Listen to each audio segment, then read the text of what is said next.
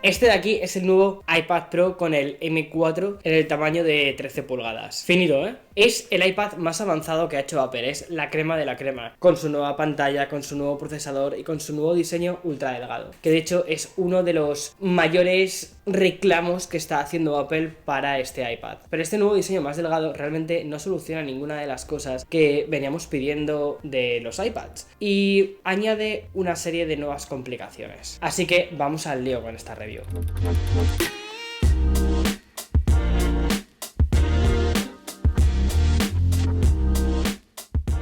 El iPad Pro en principio lo tendría todo para convertirse en ese nuevo ordenador soñado, ese equipo ultra ligero, porque la verdad es que es muy ligero, muy potente y con una pantalla bonita a la que mirar. Sin embargo, ese es uno de esos mayores problemas, y es que el iPad sigue siendo un iPad y nos va a permitir hacer cosas de iPad. Antes de empezar, ¿vale? Quiero decirte que yo llevo utilizando los iPads desde el de segunda generación. El iPad Pro, el de 11 pulgadas, cuando salió, recuerdo que corrí a la tienda y me lo compré con el primer sueldo que tuve. Entonces, para mí, la gama iPad Pro es una gama a la que le tengo mucho cariño, pero también es una gama a la que le pido muchísimo porque cuesta mucho. Para que te hagas una idea, el iPad Pro, el modelo pequeño de 11 pulgadas, sale por $999 en Estados Unidos. Y el de 13, que es este, por $1.299. Entonces, a un precio alto, considero que los consumidores tenemos que pedirle que esté a la altura de esas circunstancias. Y tengo un poco mis sentimientos mezclados con este iPad.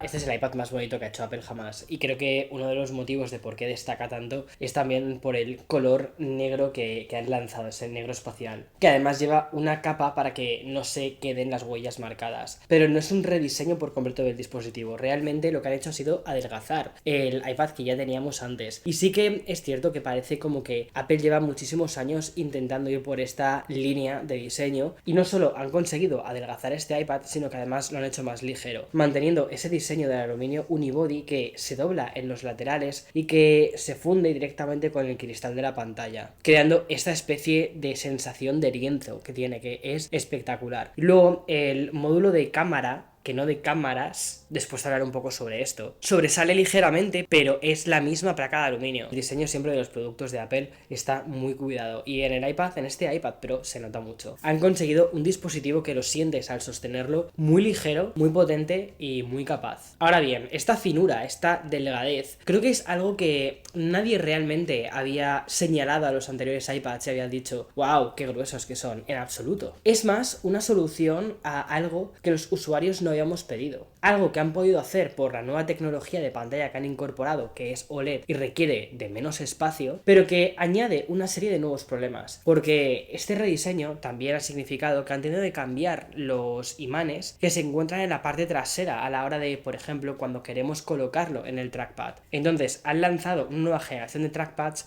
haciendo que este nuevo iPad sea incompatible con todos los accesorios lanzados anteriormente. Y esto es algo que tienes que tener en cuenta si estás pensando en actualizarte a este iPad y venías de los modelos anteriores. Una de las nuevas novedades ha sido la incorporación de la pantalla OLED, y lo que ha hecho Apple ha sido una solución bastante creativa a una exigencia que ellos se ponen. Ellos quieren tener unas pantallas hiperluminosas para poder ofrecer unos buenos contrastes y también unos colores muy reales. Ok, lo que sucede es que en ese tipo de tamaños las pantallas OLED pues no suelen llegar a esos niveles que Apple busca, y lo que han hecho ha sido colocar dos láminas OLED una encima de la otra para que, digamos, unos píxeles sirvan también para iluminar a los otros, y de este modo consigue una luminosidad y una calidad que es realmente excepcional. Tiene las calibraciones de color P3, es una pantalla XDR, el contenido habitual cuando lo veas va a estar a 1000 nits y el contenido en HDR va a lograr empujarlo hasta los 1600. ¿Eso qué significa? Que, por ejemplo, cuando quieras utilizar el iPad ahí fuera y haya bastante luz, vas a poder seguir viendo el contenido con una muy buena calidad. Pero tenían otro reto, no solo tenían que hacer una pantalla que se viese bien, sino que además tenían que crear una pantalla que funcionase de forma perfecta con el Apple Pencil y con la respuesta táctil. Y lo han conseguido, o sea, me parece la pantalla más bonita, sinceramente, que he visto, y además táctil. Ahora bien, creo que esta es la primera generación de ese tipo de pantalla pantallas que terminaremos viendo también en el Mac. Y sí, esta sinceramente me parece que es una de las grandes actualizaciones. Y aunque haya otras tablets OLED en el mercado, créeme que cuando veas esta vas a decir, vale, es la pantalla más bonita que he visto. La calibración de colores se la han trabajado muy bien. Ahora, para mantener esta pantalla han tenido que actualizar un componente fundamental del iPad, que es el procesador. Y por eso han lanzado la gama M4 de sus procesadores con este iPad. Tengo que decirte unas cuantas cosas sobre esto.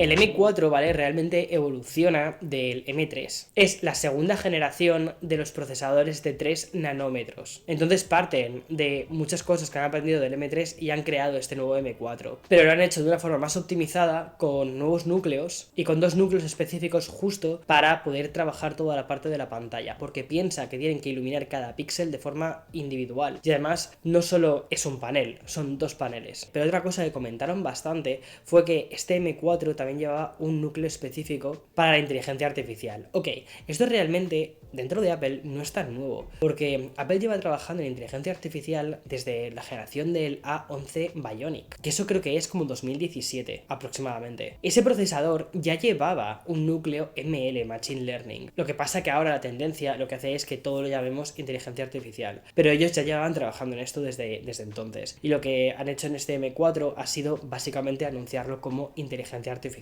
Ahora, ¿dónde vas a poder aprovechar toda esta inteligencia artificial y toda esta potencia del nuevo procesador?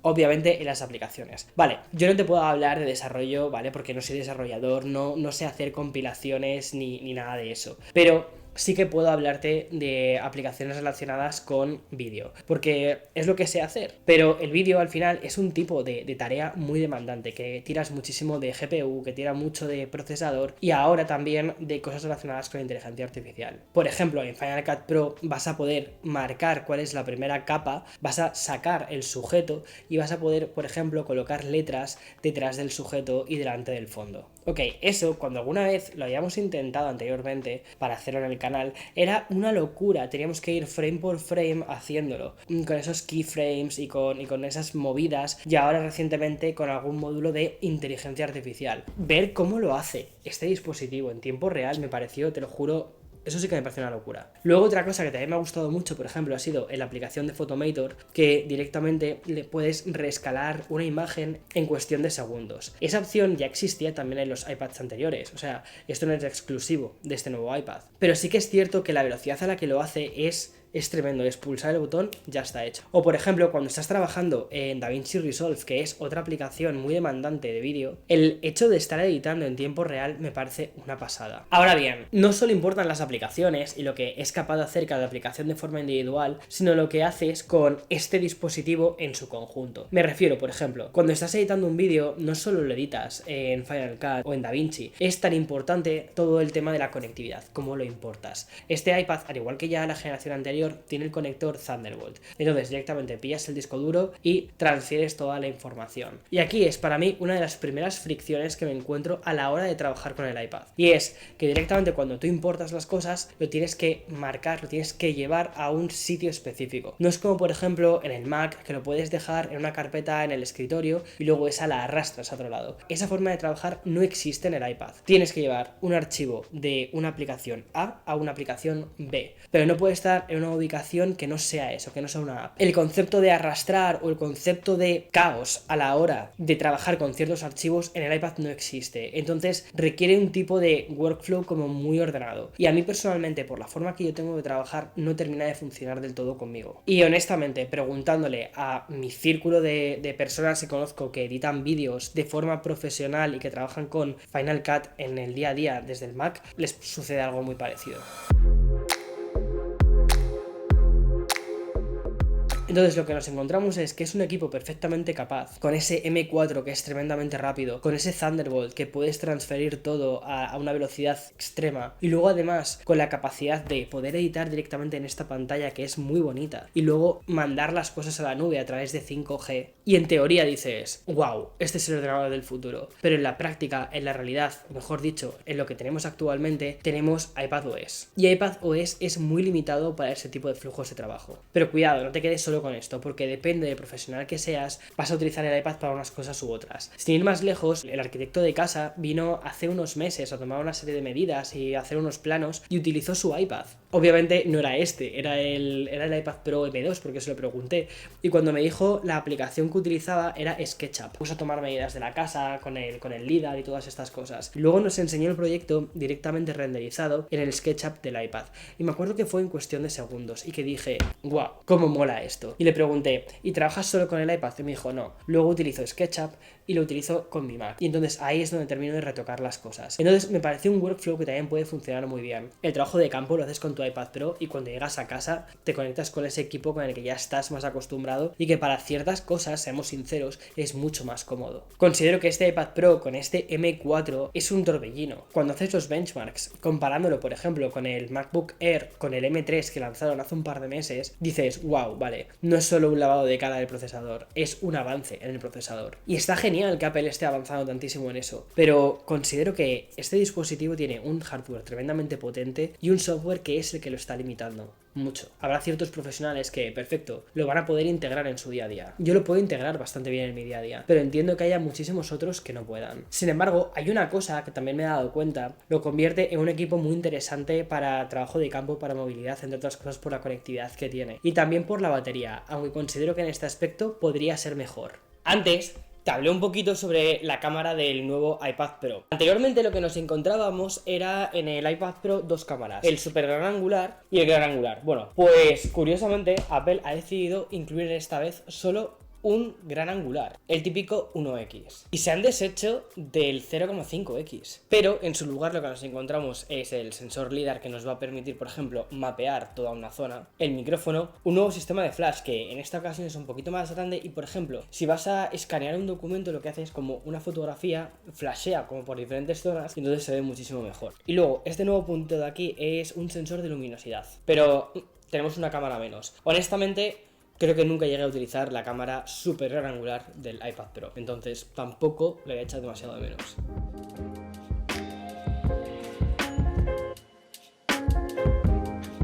Este diseño más delgado no significa una menor batería respecto a la generación anterior. Lo que significa es la misma batería. Cuando utilizas el iPad sin el trackpad, sientes que va muy bien. Pero cuando le conectas el trackpad, al final el trackpad tira de la batería del propio iPad. Y esos días probándolo, sí que me ha dado la sensación de que se gasta antes el iPad Pro junto con el Magic Keyboard que el MacBook Air. Y que a la jornada completa de 10 horas metiéndole caña, ahí. Quizás no hubiera sido necesario haberlo adelgazado tantísimo, y lo que hubiera sido mejor era incorporar una batería un pelín más gruesa. No lo sé, pero lo que sí que te puedo contar es algo sobre los accesorios.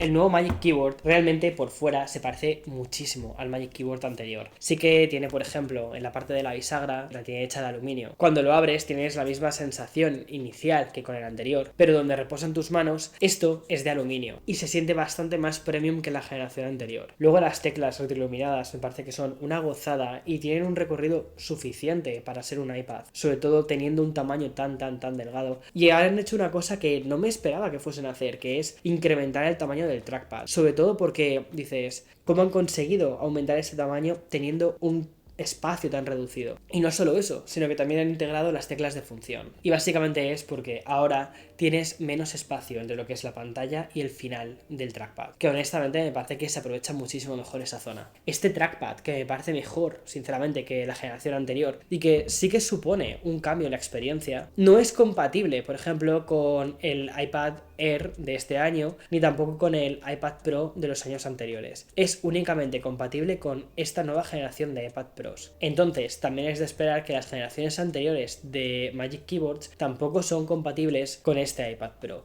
Entonces, si estabas esperando ahorrarte un poco de dinero con la actualización de este iPad, utilizando los accesorios de las generaciones anteriores, malas noticias, te toca pasar otra vez por caja. Y lo mismo con el Apple Pencil, porque esta vez es Pro.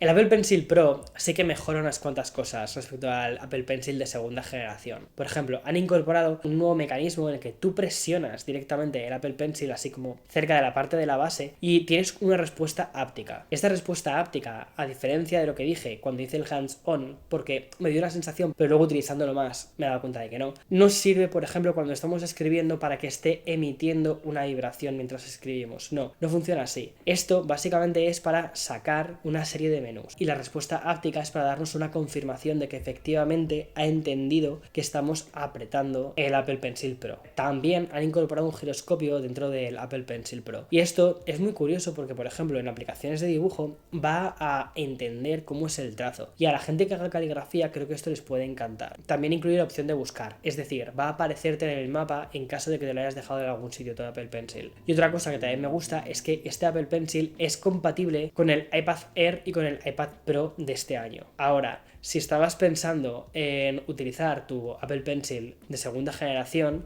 porque a fin de cuentas son muy parecidos y dices, pues también se colocará aquí arriba y se cargará, lamento de nuevo darte otra mala noticia, y es que no es compatible. Si tu idea era actualizar al iPad Pro de este año, no solo tienes que contar para tener una experiencia completa con lo que cuesta el iPad Pro, sino también con lo que cuestan sus accesorios. Y cuando haces la suma de todo, te estás poniendo en números cercanos a los de un MacBook Pro con un procesador avanzado M3 Pro o un M3 Max. Y aquí es donde te pueden surgir un montón de dudas. Y es, ¿iPad Pro o MacBook Pro?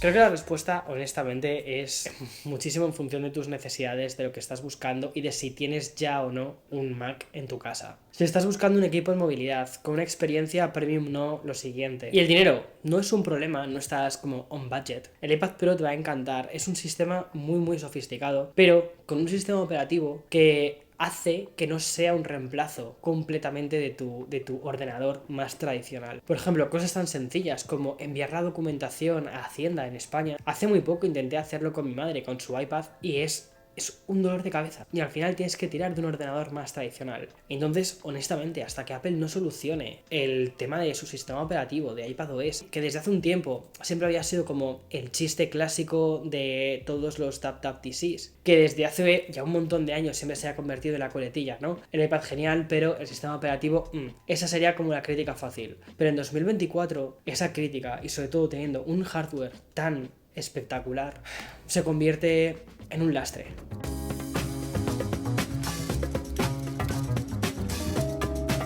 El iPad Pro considero que es un equipo tremendamente capaz, pensado para un 1% de profesionales que van a aprovecharlo al 100%, para aquellos que quieren trabajar en movilidad y que después, cuando lleguen a casa, puedan conectarse al Mac. Ese, por ejemplo, puede ser mi caso, pero sé que no es el caso de la mayoría de las personas. Y para la mayoría de las personas hay un iPad que recomiendo bastante más y que considero que está mucho más equilibrado. Y ese es el iPad Air. Pero este es otra historia, es otro vídeo completamente diferente.